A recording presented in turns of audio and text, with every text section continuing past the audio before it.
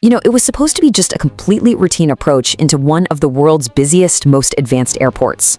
The weather was typical, the aircraft was basically brand new, and the pilots, highly experienced. But in its final moments, Turkish Airlines Flight 1951 was doomed by a literal ghost in the machine. A single, completely invisible sensor failure, a reading of exactly -8 feet, somehow tricked the airplane's automated brain and turned a totally routine landing into a fatal plunge. So let's dive right into this explainer and figure out exactly what happened. Imagine you're sitting in the cockpit of a plummeting Boeing 737-800. The nose of the plane is pitched up unnaturally high, the engines are just eerily quiet, and there's this loud, violent mechanical clattering rattling the flight controls. It's the stick shaker. You're just hundreds of feet in the air, falling fast, and you are completely out of time. How on earth does a modern airliner get to this point without the crew even realizing it until they are just 9 seconds from impact? Part 1. A routine approach. Okay, so the vital stats of this flight paint a picture of a totally normal trip. We're looking at a flight from Istanbul to Amsterdam Schiphol, carrying 135 people. Crucially, there were actually 3 pilots in the cockpit. This was a training mission, which means a highly experienced captain was instructing a first officer with a safety pilot seated right behind them. They were lining up for runway 18R, the Polderbahn. But air traffic control handed them what pilots often call a slam dunk approach. Basically, they were brought in high and fast, pretty close to the runway, which requires a really steep descent. Because of this setup, the crew was incredibly busy. They're up at 2,000 feet managing heading changes from ATC and trying to intercept the runway's glide path from above rather than from below, which is the standard way to do it.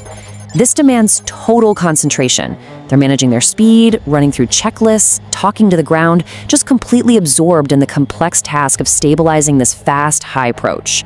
Part 2. The hidden glitch. Now look at this startling contrast, because this is where things go wrong. In reality, the physical aircraft is flying 2,000 feet up in the air. But suddenly, the plane's computer systems are fed a totally different reality. The left radio altimeter, which is a sensor that bounces radar waves off the ground to measure precise height, experienced a tiny glitch. Out of nowhere, it told the flight computers that the plane was at -8 feet. To understand why this is such a big deal, we have to look at how the computer actually interprets that number. A radio altimeter is calibrated so that when the plane's wheels are physically resting on the tarmac, it reads somewhere between -2 and -6 feet.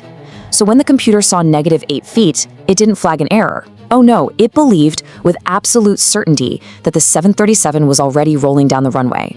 Part 3. The silent killer. And that brings us to this absolutely crucial point: retard flare mode.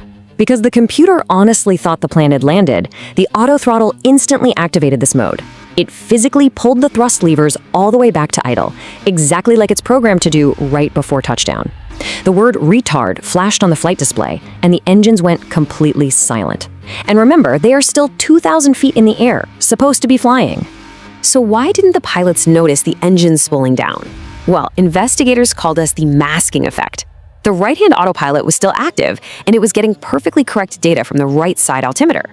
To keep the plane on its downward glide path with absolutely zero engine power, the autopilot just kept pitching the nose of the plane higher and higher. This completely masks the failure.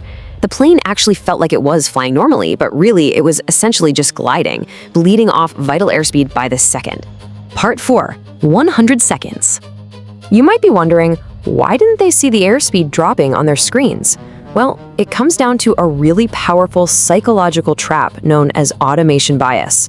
Think about it. Modern airliners are incredibly reliable. These pilots had flown thousands of hours where the auto throttle managed the speed flawlessly. Because the system was so heavily trusted, they were essentially flying a mental model of a working airplane. They fully expected the computer to handle the speed while they focused on the complex ATC instructions and those final landing checklists. The timeline here is just agonizing. For 100 long seconds, the auto throttle silently held the engines at idle. At 40 seconds, the airspeed dropped dangerously low into the amber warning band on their displays, but the crew was looking away, finishing up their landing checklist. Finally, at 460 feet above the ground, just 9 seconds from impact, the plane literally lost its ability to fly. The stick shaker erupted, violently vibrating the control columns to warn of an imminent stall. The nose was pitched up a staggering 22 degrees. Part 5. Impact and survival. The shock in that cockpit was absolute. The safety pilot shouted, "Speed, hocam," which means teacher in Turkish. The captain instantly took manual control and shoved the throttles forward. But jet engines take precious seconds to spool up from absolute idle. It was just too late. They simply didn't have the altitude to recover. The Boeing 737 slammed tail first into a muddy, freshly plowed field about 1.5 kilometers short of the runway. The sheer force snapped the fuselage into 3 separate pieces. The low forward speed and the soft mud actually absorbed a lot of the energy, and miraculously, there was no fire. But the vertical impact forces, they were immense. Looking at the injury severity scale mapped out on the seating chart, we can really see the tragic physics of that sudden vertical drop. Those massive vertical loads far exceeded what aircraft seats are designed to withstand. 9 people lost their lives, including all 3 pilots who were crushed in the shattered nose section. An astonishing 120 others were injured, with many suffering severe spinal trauma from that massive downward force. Part 6. The Automation Surprise. The investigation uncovered some truly staggering data. Prior to the crash, investigators found 235 documented radio altimeter irregularities across this specific fleet, including 16 on the very aircraft that crashed. Boeing and the airlines were fully aware of these faulty altimeters, but they were basically treated as maintenance nuisances. Simple technical snags, rather than catastrophic safety threats. Because it was viewed as a minor issue, line pilots weren't warned about the deadly chain reaction a faulty altimeter could actually trigger. As the accident report noted, pilots are heavily trained for catastrophic failures, like engine fires, but there's almost no training for insidious malfunctions in highly reliable computers.